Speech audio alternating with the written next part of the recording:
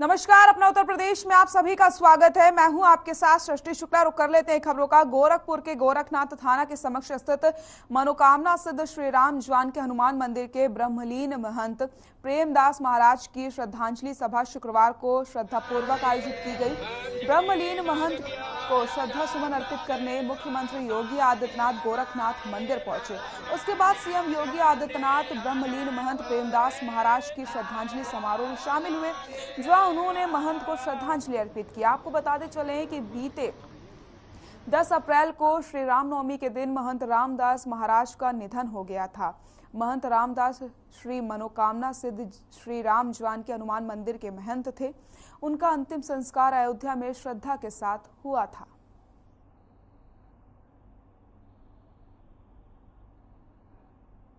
तो श्रद्धांजलि समारोह में मुख्यमंत्री योगी आदित्यनाथ ने शिरकत की। ब्रह्मलीन महंत प्रेमदास को श्रद्धांजलि अर्पित की। तस्वीरें आप देख सकते हैं।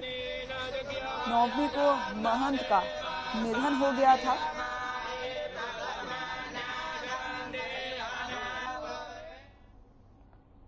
डिप्टी सीएम ब्रजेश पाठक शुक्रवार को यूपी के बीमार स्वास्थ्य महकमे का इलाज करने महमूदाबाद सीतापुर पहुंचे। इस दौरान डिप्टी सीएम ब्रजेश पाठक ने महमूदाबाद सीएचसी का निरीक्षण किया। इस दौरान उन्होंने सबसे पहले उपस्थित रजिस्टर चेक किए, जहां सीएचसी में ऑटो टेक्नीशियन, डॉक्टर और सफाई कर्मचारी नदारत मिले। इस पर डिप्टी सीएम ने नाराजगी जताई। उन्होंने सीतापुर सीएमओ और डीजी हेल्थ से शाम तक रिपोर्ट तलब की है। वहीं नदारत कर्मचारियों का वेतन काटने के भी निर्देश दिए गए।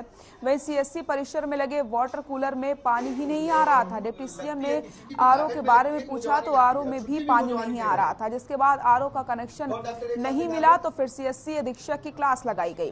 वहीं डिप्टी सीएम आग बबूला हो गए और साथ ही सभी को सख्त निर्देश भी उन्होंने दिए।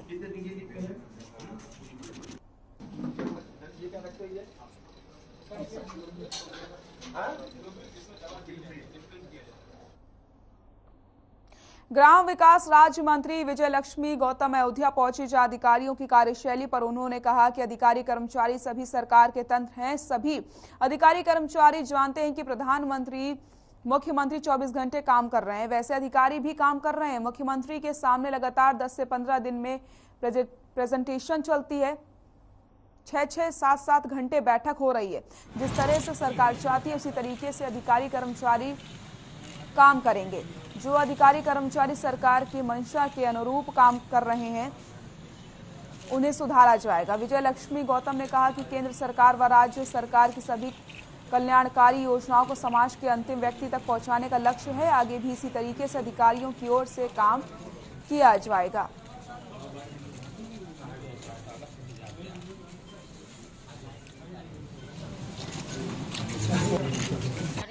अधिकारी कर्मचारी सभी सरकार के तंत्र हैं और सभी जानते हैं कि 24 घंटा अगर प्रधानमंत्री जी काम कर रहे हैं, कब वो सोते हैं, कब खाते हैं, किसी को नहीं पता। वैसे ही मुख्यमंत्री जी भी कर रहे हैं। हम लोग लगातार 10-15 दिनों से प्रेजेंटेशन में थे। 6-6 घंटा, 7-7 घंटे हम लोग मीटिंग में रहते थे और जितनी उनकी योजनाएं थी वो ऐसी थी। तो हमारे सारे अधिकारी भी समझ रहे हैं, हम सभी सरकार के तंत्र हमारे अधिकारी हैं। तो ये जैसे हमारी सरकार चाहती है बिल्कुल ये सभी लोग करेंगे। मुझे नहीं लगता है कि ऐसा कुछ है। अगर ऐसा होगा तो निश्चित हमारे सभी अधिकारी सुधार लाएंगे और प्रधानमंत्री जी की और माननीय मुख्यमंत्री जी की सभी योजनाओं को गाँव के अंतिम व्यक्ति तक पहुँचाना ही हमारे विभाग का काम है। सपा अध्यक्ष अखिलेश यादव से तल्खी के बीच शिवपाल यादव सीतापुर जेल में बंद सपा नेता मोहम्मद आजम खान से मिलने पहुंचे। करीब 1 घंटे से ज्यादा की मुलाकात के बाद जेल से निकलते ही शिवपाल यादव ने अखिलेश के साथ पहली बार सपा मुखिया मुलायम सिंह यादव पर भी हमला बोला। उन्होंने कहा कि नेताजी और अखिलेश यादव चाहते तो आजम खान जेल से बाहर होते। नेताजी ने कुछ नहीं किया, लोकसभा में भी ये मामला नहीं उठाया। वो चाहते तो धरना कर सकते थे। इस मामले को लेकर मुख्यमंत्री योगी आदित्यनाथ से भेंट करने की बात भी कही गई है।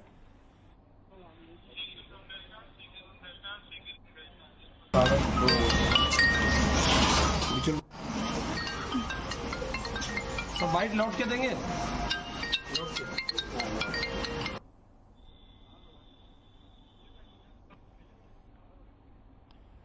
खबर प्रतापगढ़ से, जहां मरीज के तीमारदारों ने अस्पताल के खिलाफ विरोध प्रदर्शन किया। आरोप है कि मेडिकल कॉलेज पहुंचे मरीज को डॉक्टर सचिन ने प्राइवेट अस्पताल में दलाल के साथ भेजा और प्राइवेट अस्पताल में पैर की हड्डी को ऑपरेट करने के नाम पर मरीज से 25,000 रुपए की मांग करी गई, जिसके बाद मेडिकल कॉलेज में तीमारदारों ने हंगामा खड़ा कर दिया। हंगामे के दौरान हरदोई निवासी सौरभ सिंह ने इमरजेंसी से भाग खड़े हुए डॉक्टर सचिन पर 25,000 रुपए मांगने का आरोप लगा। आपको बताते चले, हंगामे के बाद मरीज को परिवार वाले दूसरे अस्पताल लेकर पहुंच जाते हैं। मैं भी आ रहा हूं, आइए।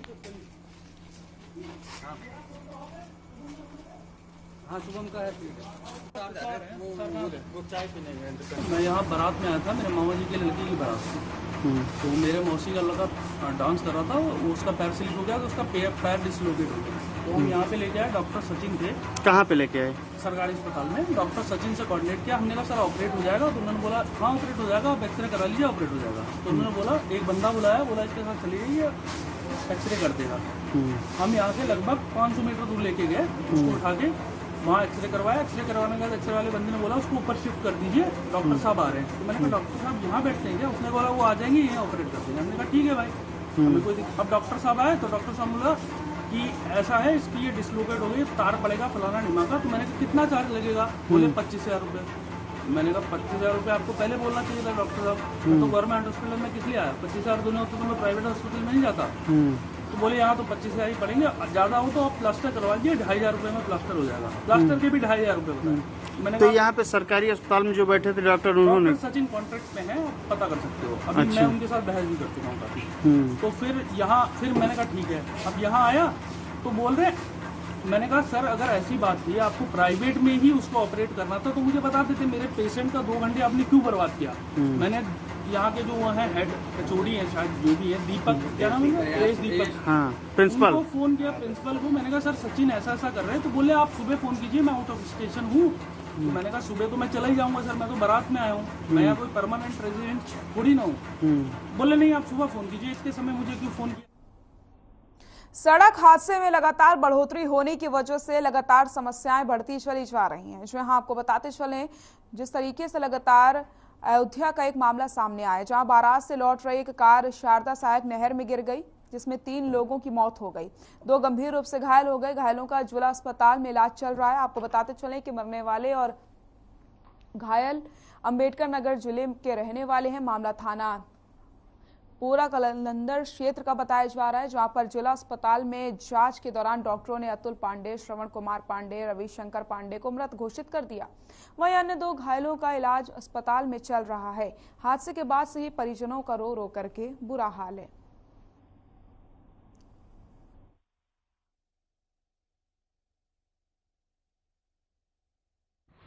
एक दुखद घटना हुई, जिसमें अंबेडकर नगर से एक बारात पूरे पहलवान गांव में आई हुई थी, जहां पे 5 व्यक्तियों से भरी हुई गाड़ी, जिसे वापस अंबेडकर नगर जा रहे थे, जो दर्शन नगर से गंगोली रोड पर शारदा नहर में इनकी गाड़ी गिर गई। गांव वालों के सहयोग से बचाव कार्य चलाया गया। कुशीनगर जनपद के नेबुआ नौरंगिया थाने की पुलिस को बड़ी सफलता हाथ लगी है। पुलिस ने सफलता हासिल करते हुए 2 गांजा तस्करों को गिरफ्तार किया है। तस्करों के साथ 51 किलो गांजा भी बरामद किया गया है। बरामद किए गए गांजे की कीमत 9 लाख रुपए बताई जा रही है। मुखबिर की सूचना पर नौरंगिया पुलिस को यह सफलता हाथ लगी। पकड़े गए दोनों युवक बिहार राज्य के पश्चिमी चंपारण जिले के रहने वाले हैं।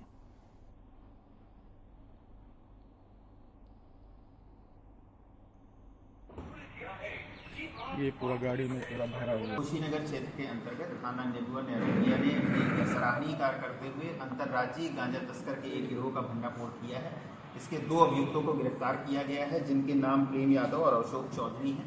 इनके पास से 51 किलोग्राम गांजा बरामद किया गया है, जिसकी अंतर्राष्ट्रीय बाजार कीमत 9 लाख रुपए है। इसके अलावा एक स्कॉर्पियो गाड़ी बरामद की गई है, जिस स्कॉर्पियो गाड़ी में ये इस गांजे को रखे हुए थे और इसको ले जा रहे थे बेचने के लिए। ये गांजा बिहार के क्षेत्र से ला रहे थे और इनकी योजना थी कि इसको उत्तर प्रदेश के जो सीमावर्ती जिले हैं वहां पर इसकी खपत करी।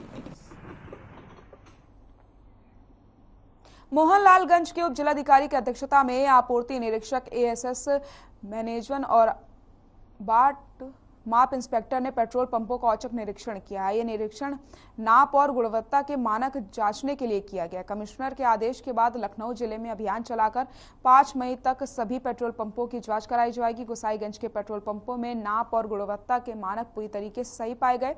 उप जिलाधिकारी शुभी सिंह के साथ जिला पूर्ति निरीक्षक एवं बाट माप इंस्पेक्टर की टीम ने पेट्रोल पंप का निरीक्षण किया।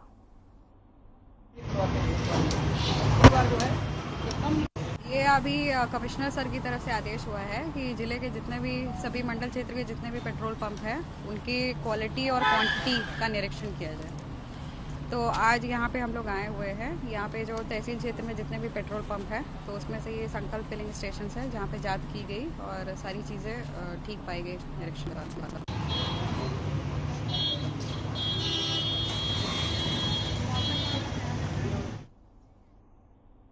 कुशीनगर कलेक्ट्रेट सभागार में एडीएम देवी दयाल वर्मा और एएसपी रितेश सिंह ने आगामी त्यौहार को शांति व्यवस्था के साथ आपसी सौहार्दपूर्ण वातावरण में मनाने के लिए पीस कमेटी की बैठक की। पीस कमेटी की बैठक को संबोधित करते हुए एडीएम देवी लाल वर्मा ने कहा कि आने वाले पर्वों के दृष्टिगत जिला प्रशासन ने मुकम्मल तैयारियां की हैं। उन्होंने ईद के अवसर पर बिजली आपूर्ति करने हेतु अधिशासी अभियंताओं आवश्यक दिशा निर्देश भी दिए हैं। उन्होंने कहा कि इन पर्वों के दृष्टिगत साफ सफाई की व्यापक व्यवस्था की जा रही है। इस संबंध में नगरीय क्षेत्रों के लिए नगर निकाय निकायों तथा ग्रामीण क्षेत्र में जिला पंचायत राज अधिकारी को निर्देशित किया गया। इसी प्रकार जलापूर्ति भी सुचारू रूप से रखी जाएंगी। एएसपी रितेश सिंह ने कहा कि उक्त पर्वों के दृष्टिगत पुलिस की व्यवस्था चाक चौबंद रहेगी ताकि किसी तरीके की कोई अप्रिय घटना न हो सके।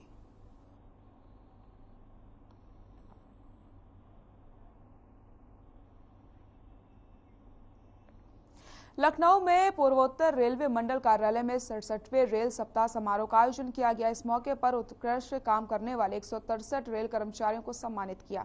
ये सम्मान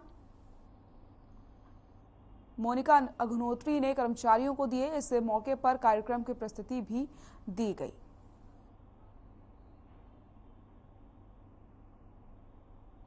पथ को प्रशस्त करते से कोई दुर्घटना होने से बचाई, या उन्होंने अपने कर्तव्य परायणता का अपूर्व परिचय दिया और रेल राजस्व की बचत कराई, या उन्होंने अर्निंग्स बढ़ाने में अपना विशेष योगदान दिया, या जो मेंटेनेंस हम लोग करते हैं उसमें विषम परिस्थितियों में भी आगे बढ़ करके बहुत अच्छा कार्य किया।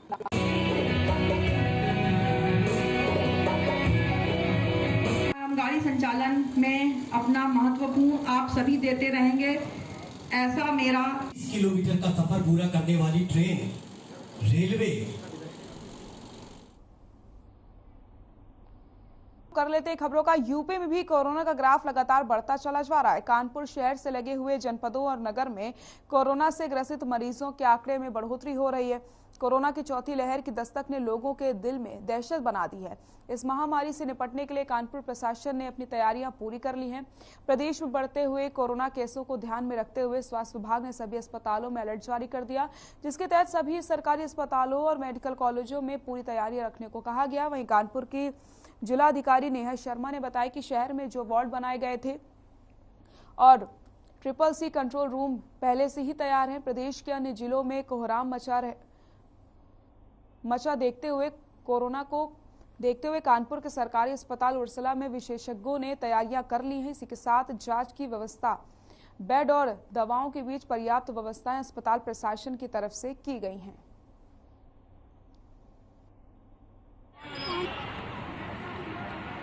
देखिए, कोविड के जो कुछ जगहों से हम लोगों को संकेत मिल रहे हैं कि कुछ केसेस में वृद्धि हुई है, खासतौर पे दिल्ली NCR रीजन में। इसलिए इसके दृष्टिगत गवर्नमेंट ने भी कुछ ऑर्डर्स निकाले हैं कि कोविड प्रोटोकॉल का जो परिपालन है वो इंश्योर किया जाए। मास्क इत्यादि को अब पुनः उस व्यवस्था को दोबारा से सुदृढ़ कर लिया जाए। इसको लेकर हमारे जो कोविड हॉस्पिटल्स हैं उसमें भी प्रबंधन के लिए हम लोगों ने उचित दिशा निर्देश दे दिए हैं और एक SOP जो है ऑलरेडी तैयार है, लेकिन हमारे कॉल सेंटर्स का एक्टिवेशन और सभी जगहों पर कोविड को लेकर के जो तैयारियां हैं उसको मजबूत करने के निर्देश दिए गए। कोरोना के केसेस इस समय कुछ निकल करके आ रहे हैं, जिसको देखते हुए हमारे उर्सला हॉस्पिटल में भी जो व्यवस्था पहले थी उनको सुदृढ़ किया गया है। उर्सला हॉस्पिटल एक तरह से नॉन कोविड हॉस्पिटल है, तो यहाँ पर हमने होल्डिंग एरिया अपना बना रखा है। 63 बेड का हमारा होल्डिंग एरिया है और 13 बेड का आईसीयू है। इसके अतिरिक्त हमारे पास वार्ड एक और भी है कि अगर पेशेंट हो जाते हैं तो उनको भी यहाँ एडमिट कर सकते हैं और उनकी जांच होने के बाद जो पॉजिटिव होते हैं उनको हम डेडिकेटेड कोविड हॉस्पिटल में ट्रांसफर कर देते हैं। इसके लिए हमारे पास बाकी का इलाज हम करते हैं। इसके लिए सारी दवाइयाँ हमारे पास उपलब्ध हैं।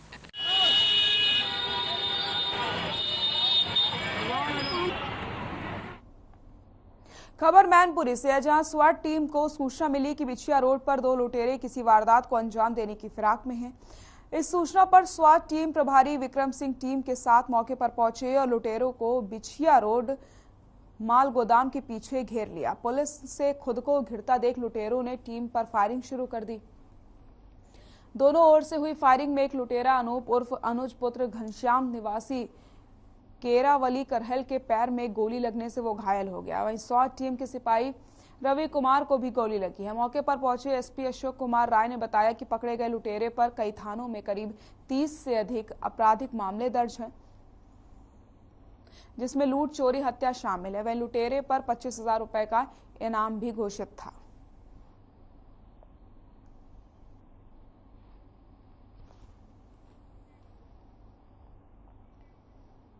खबर रायबरेली से है, जहां बेकाबू कार ने 3 लोगों को अपनी चपेट में ले लिया। आपको बताते चले हादसे में 2 लोगों की मौत हो गई है, जबकि एक की हालत गंभीर है। घायल को जिला अस्पताल में इलाज के लिए भर्ती करवाया गया। मामला हरचंदपुर थाना इलाके के प्यारेपुर का है। आपको बताते चले कि लखनऊ प्रयागराज हाईवे पर शफीक अलाई और उनका एक अन्य साथी सड़क किनारे खड़ा था। तभी अचानक तेज रफ्तार कार आई और तीनों को रौंदते हुए सड़क के पार चली गई। मामले में कार्रवाई करते हुए पुलिस ने कार चालक को हिरासत में ले लिया। बताया जा रहा है कि कार चालक को झपकी आ गई थी, जिस कारण इतना बड़ा हादसा हो गया।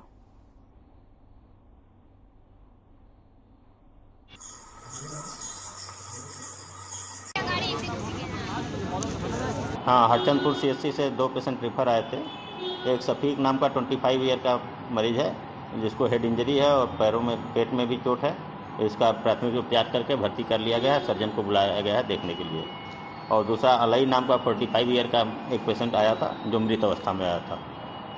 जो घायल है इसकी कैसी? अभी स्थिति स्टेबल है, बाकी सर्जन देखेंगे, आगे जो होगा सर्जन बता पाएंगे। वो कार आ रही थे, वो हम लोग रोड के साइड में खड़े थे, उधर से अचानक से पता नहीं कैसे हुआ हमारी तरफ गाड़ी आ गई और 3 लोगों की मतलब एक्सीडेंट हो गया। 2 लोग गुजर गए हैं, एक है अभी। आपके कौन थे जो खत्म हुए? ये तो पास ही थे गांव के, मतलब वो जो शफीक है हमारे मतलब गांव के बगल का था, हमारा ठेकेदार था। लखनऊ के गोमती नगर में शुक्रवार को एक डायग्नोस्टिक सेंटर में भीषण आग लग गई, जिसके बाद डायग्नोस्टिक सेंटर में हड़कंप मच गया। वहां मौजूद लोगों ने दमकल विभाग को सूचना दी। मौके पर पहुंची दमकल कर्मियों ने आग पर काबू पाया। करीब 2 घंटे की मशक्कत के बाद आग पर काबू पाया गया। दमकल कर्मी, आपको बताते चले, जहां आने जाने का रास्ता ही बचा था, वहीं दरवाजा आग की चपेट में भी आ गया। इसकी वजह से दमकल कर्मियों को आग बुझाने के लिए अंदर जाने का रास्ता नहीं मिल पाया। गनीमत रही कि आग मशीन वाले हिस्से में लगी, जिससे कोई जनहानि का नुकसान नहीं बताया जा रहा। तो सभी मशीनें जलकर खाक हो गई हैं। डायग्नोस्टिक सेंटर में भीषण आग लग गई।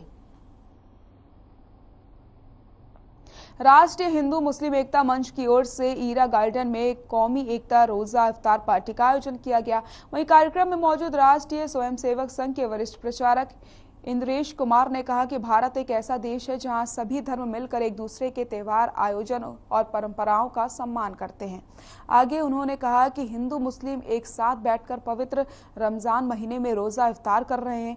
यही भाईचारा भारत को मजबूत करेगा। मुस्लिम मंच की ओर से बताया गया कि इसमें हिंदू, मुस्लिम, सिख, ईसाई सभी धर्मों के लोगों ने रोजा इफ्तार पार्टी में शिरकत की है। करीब 1200 लोग इस आयोजन में पहुंचे, जिससे हिंदू मुस्लिम एकता का प्रतीक भारत देश नजर आता है।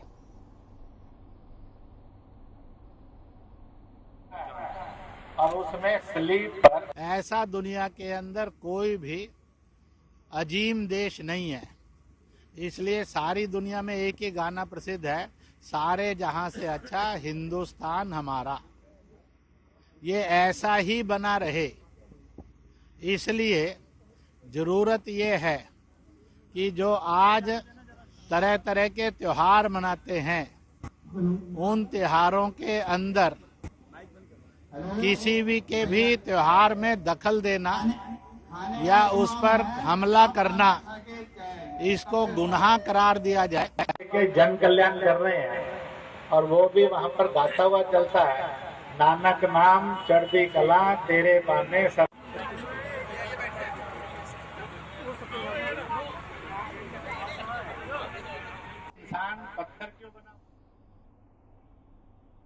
लखनऊ में सीएम योगी ने यूपी पुरोहित कल्याण बोर्ड का गठन किया, जिसके बाद अब उत्तर प्रदेश देश का ऐसा पहला राज्य होगा जहां साधु संतों और पुजारियों को मानदेय मिलेगा। इसके अलावा संस्कृत छात्रों को स्कॉलरशिप भी दी जाएगी। आपको बताते चले, मथुरा, गोरखपुर, प्रयागराज और वाराणसी में भजन संध्या स्थल बनेंगे। आपको बता दें कि सीएम ने चुनावों के दौरान ये बड़े वादे किए थे, जो अब धीरे धीरे पूरे किए जा रहे हैं।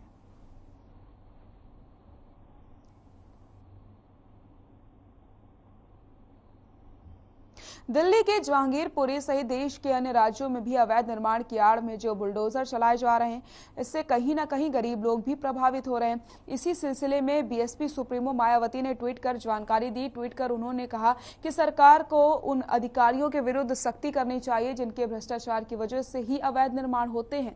देश में जहां भी दंगे और हिंसा होते हैं तो वहां कार्रवाई के नाम पर तुरंत बुलडोजर चलाए जाते हैं, जिसमें गरीब लोग पिस रहे हैं। ये उचित नहीं है, बल्कि जो मूल दोषी है उनके विरुद्ध ही सख्त कानूनी कार्रवाई होनी चाहिए। तो ये ट्वीट भी आपको हम दिखा रहे हैं जो बसपा सुप्रीमो मायावती ने किए हैं, और उन्होंने साफ तौर पर ये कहा है कि जिस तरीके से अवैध निर्माण गिराए जा रहे हैं, जो बुलडोजर चलाए जा रहे हैं, इसमें आम आदमी, जो गरीब तबके के लोग हैं, वही पिस रहे हैं।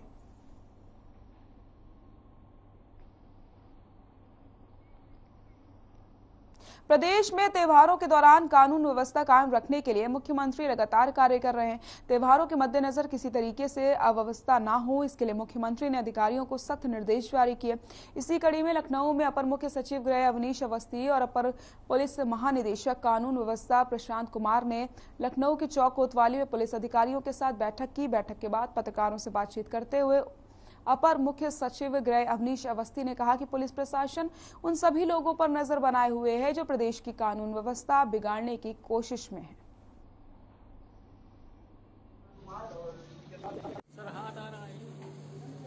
लेकिन शांति व्यवस्था हम लोग बनाए रखेंगे और इसके अनुकरणीय बहुत सारे एग्जाम्पल्स इस प्रदेश में मौजूद हैं जहां पर बिना भेदभाव के हम लोगों ने कार्रवाई की है। सर, बुलडोजर की जो कार्रवाई बढ़ रही है, सुप्रीम कोर्ट के भी कुछ निर्देश आ रहे हैं, क्या उसका असर कुछ उत्तर प्रदेश में पड़ रहा है बुलडोजर की कार्रवाइयों? बुलडोजर के बारे में पूर्व में ही स्पष्ट निर्देश शासन के आ चुके हैं कि कोई भी व्यक्ति बुलडोजर का दुरुपयोग नहीं करेगा और बुलडोजर का उपयोग केवल अवैध निर्माण और जो सरकारी संपत्ति पर अगर कोई निर्माण हुआ है तो उसके गिराने के लिए, और वो भी पूरी न्यायिक प्रक्रिया को कंप्लीट करने के बाद ही किया जाएगा। और आपने देखा होगा कि बुलडोजर के दुरुपयोग की शिकायतें उत्तर प्रदेश में ना के बराबर है। देखिए, आप सबको मालूम है गृह विभाग और यूपी पुलिस की आज खुद ही माननीय मुख्यमंत्री जी ने समीक्षा कैबिनेट के समक्ष की है। बहुत सारे निर्देश यूपी पुलिस के लिए, गृह विभाग के लिए दिए गए हैं। एक बेसिक निर्देश मुख्यमंत्री जी का है कि पूरे प्रदेश में अमन और शांति रहे और कहीं भी जो भी पर्व हैं, त्योहार हैं, वो जो है सकुशल भव्यता से मनाए जाएं। आज उन्होंने मुझे और एडीजी एलओ साहब को यहाँ लखनऊ की कोतवाली में इसलिए निर्देशित किया है कि हम लोग लखनऊ से ही शुरुआत करें और लखनऊ में जो त्योहार चल रहा है, रमजान चल रही है, उसकी जो तैयारियां हैं उसकी हम समीक्षा ग्राउंड लेवल पर देखें जरूर। अपना उत्तर प्रदेश में फिलहाल के लिए इतना ही। देखते रहिए हर खबर। नमस्कार।